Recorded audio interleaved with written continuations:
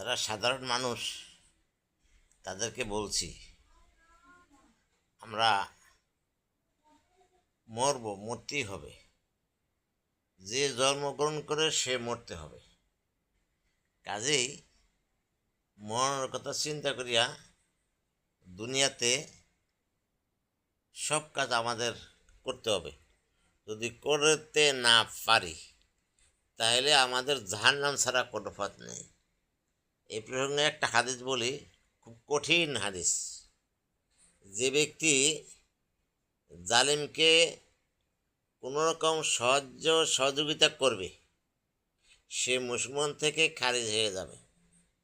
এই কথাটা বলছি এই জন্য, যেখানে আল্লাহর রহমত বরকত থাকবে, আল্লাহর আইন থাকবে, মুমিনের সিফত থাকবে, আল্লাহর আইনে সব কিছু করা হবে, সেই পথ থুইয়া সেই পথ রেখে যদি আল্লাহর হুকুমের বাহিরে কেউ যায় তার মুসলমানিত্ব থাকবে না। এই জন্য আমরা দুনিয়াতে ভালো মন্দ হিসাব করে চলি।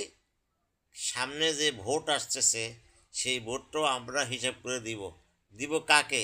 মুমিনকে, যে 5 ওয়াক্ত নামাজ পড়ে, যার কথায় কাজে এক, তাকে দিব। যদি তাকে না দিয়া দুই জালিমকে দেই তাহলে আমার মুসলমানিত্ব খারিজ হয়ে যাবে। এই কথাটা সবাই মনে রাখবেন।